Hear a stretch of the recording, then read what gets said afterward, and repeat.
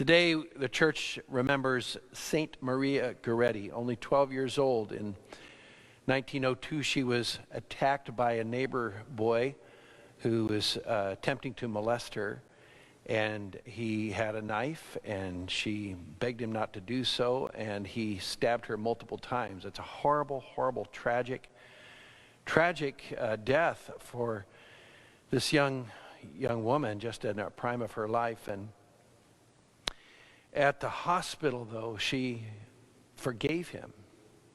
She forgave him at the hospital and prayed for him, and was more worried about her mother and father and how they would do without her help around the house. And then she died of her wounds. The amazing story of how this continues is Alessandro, that young man, 18, was sent to prison for his crimes. And while he was in prison, he was very bitter and angry. And many of you have heard this story, but it always bears repeating. But one night he had a dream, and in his dream he saw Maria Goretti out in a field picking flowers, and then she came up and offered them to her, and he had a profound conversion experience. So much so that when he was finally released from prison, he begged the forgiveness of her parents. And then when she was eventually canonized, he was there at the St. Peter's Square when the Pope canonized her as a saint. Amazing story of conversion. It says something about God's mercy and the opportunity of restoration of our lives, of our souls. Never underestimate the power of Christ to heal. That's something we should have drilled into our minds. Never underestimate the power of Christ to heal. And not just physical healings, we have two miracle stories here, but the spiritual healing that Hosea describes and is so essential to our own spiritual well-being. Because we think a lot of things are impossible. I mean, we pray, but we kind of pray thinking, well, it's pretty much hopeless, so I may as well pray. Sometimes it's a last resort instead of the first thing we should consider. But we should never underestimate how Christ can heal hearts.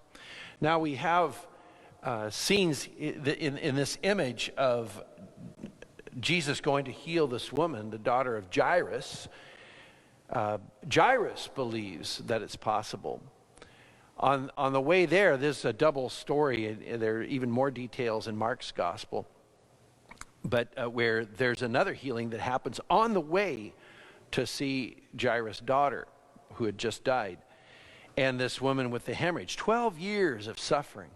St. Mark adds the details, at the hands of many doctors. A lot of people, due to no fault of her own efforts, but just they weren't able to get a handle on this hemorrhaging in her life. 12 years. But she thinks, if I at least touch his tassel, she didn't underestimate the power of Christ. But she had that hope, and that faith healed her, and she was healed. But when Jesus shows up at the house, there are the flute players. It refers to the flute players there. They were the mourners who would be there, and people who would be from the neighborhood just to grieve and to let the family know that we really care by wailing and weeping and making all this commotion, but just to identify with the grief that parents would be feeling at the death of a child. So Jesus tells them to leave. They ridicule him because, of course, they think he's not taking this death seriously, but they have no idea what Jesus is capable of, and of course heals her. So again, these miracle stories are reminding us of Jesus' dominion, but even more so what we will see in his resurrection from the dead, the end of death and sinfulness, if we trust in him, if we place our lives in his care, and also his ability to heal hearts. Now in Hosea, we have this call, the pattern for that healing, because Israel had been unfaithful. They had worshipped another god, which that's why the marriage image is strong about her infidelity to God by worshiping another god. But he calls her into the desert. It's an interesting image, because calling somebody into the desert, you have to kind of get away from all the commotion, all the patterns of unhealthy activity and behavior. And this isn't stuff just that we've done that is our own personal fault. But sometimes those are patterns we get into through wounds in our own lives, things that have been done to us, or lack of self-worth, or things that can be destructive. I mean, I think of St. Maria Goretti. You know, the wounds of sexual abuse are just so profound and deep, and it takes a lot to heal that, and it creates a cycle of unworthiness, you know, that I've been harmed in such a horrible way. But again, never underestimate the power of Christ to heal, and I've seen it time and time again.